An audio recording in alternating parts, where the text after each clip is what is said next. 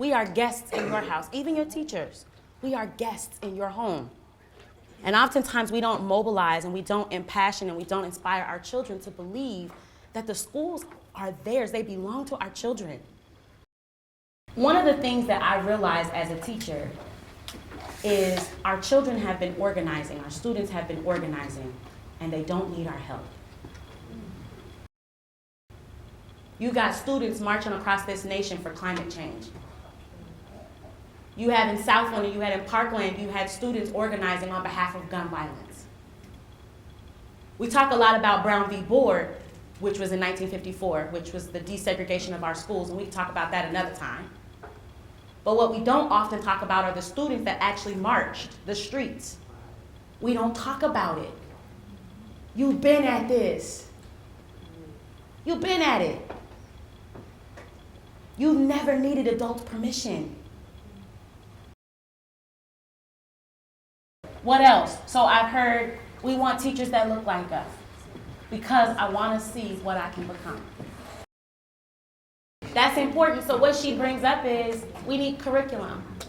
We need curriculum that actually speaks of the history of our people of color, but not through a lens of an oppressed lens, but through a liberated lens.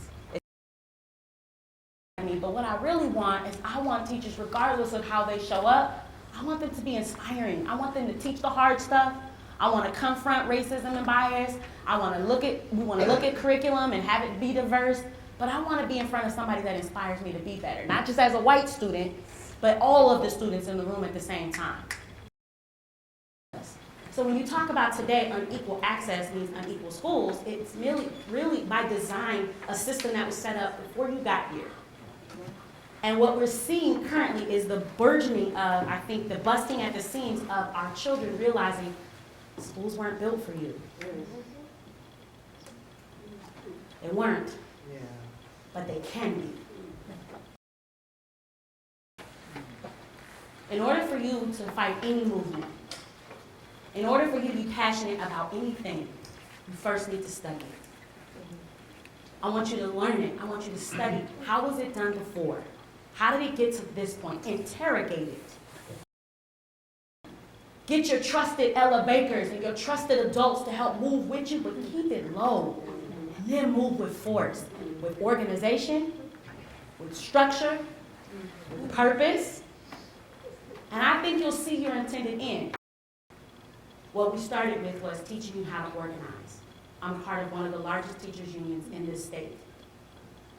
And when we want something, we organize. Doesn't mean we always win. But what we learn about each other is the solidarity of voice and collective voice.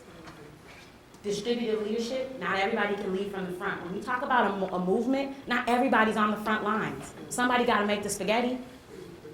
Somebody got to babysit the kids, and somebody got to bail us out of jail. So not everybody can march. I want you to find your place in your movement. Listen to me, young people.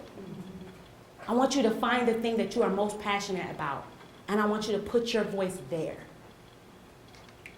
I want you to study it and become a student of it. And then I want you to inspire the other young people standing next to you so that y'all can do something about it. And when you need something, that's when you find your Ella Bakers who can stand behind you. I would insert,